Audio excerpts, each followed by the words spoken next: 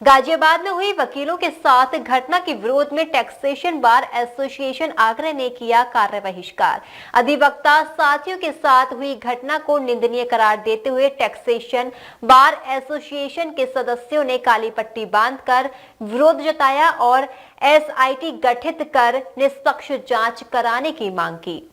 गाजियाबाद में वकीलों के साथ लाठीचार्ज की घटना से आगरा के वकीलों में भी भारी उबाल है, जिसका उन्होंने कड़ा विरोध किया है।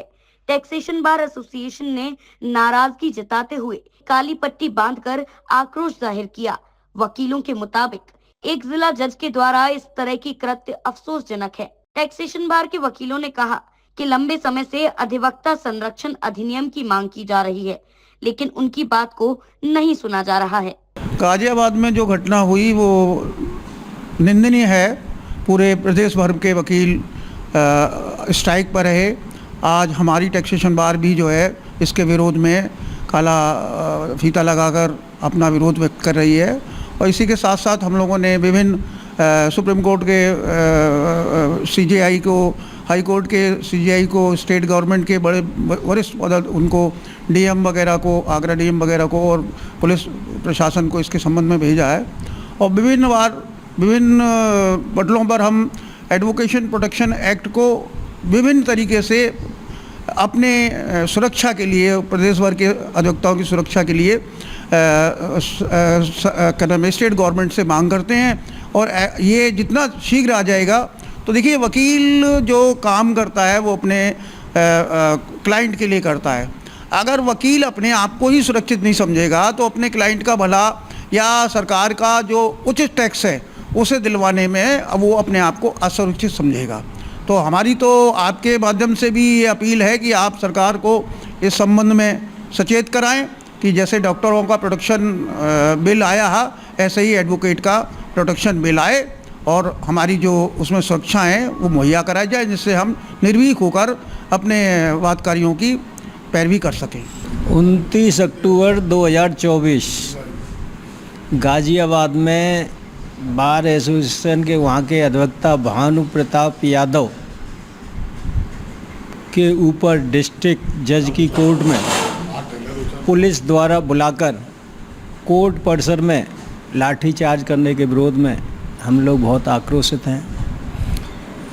उस आक्रोश के तहत पूरे उत्तर प्रदेश के अलावा अन्य प्रदेशों में भी अधिवक्ताओं पर जो बर्बर लाठीचार्ज कोर्ट में कराया गया है, कि जबकि अधिवक्ता एक कोर्ट अफसर होता है, कोर्ट के अंदर कोर्ट अफसर है, उसके यहाँ कोर्ट में बिना किसी बात के कोई ग्रीवेंस है तो आप मना कर दीजिए ना, मुझे नहीं सुनना है या ये नहीं करना है। आप किसी बात पर रिजिड होकर पुलिस को बुला लेंगे और कोर्ट में लाठीचार्ज कराएंगे।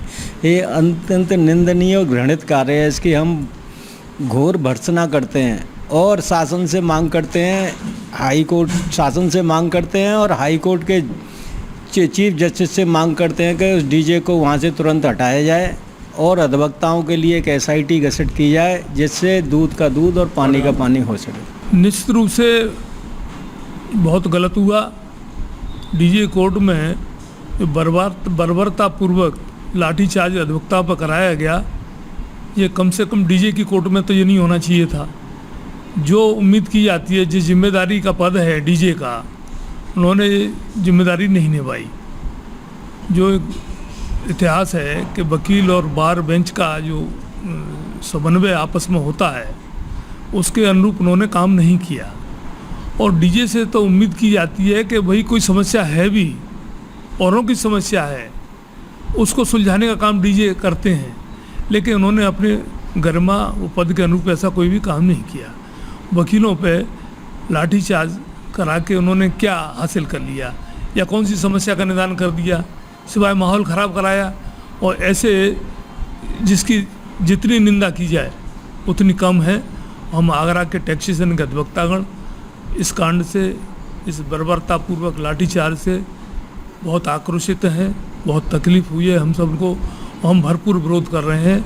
गाजियाबाद के अधिवक्ताओं के साथ हम पूरे कंधे से कंधा मिला के चले। इस मौके पर अधिवक्ता अनिल आदर्श जैन और हेमंत गुप्ता आदि ने अधिवक्ता संरक्षण अधिनियम के साथ साथ पूरे घटनाक्रम की एसआईटी बनाकर निष्पक्ष जांच की मांग की है। जी महाराजा न्यूज के लिए दीपक राज की रिपोर्ट।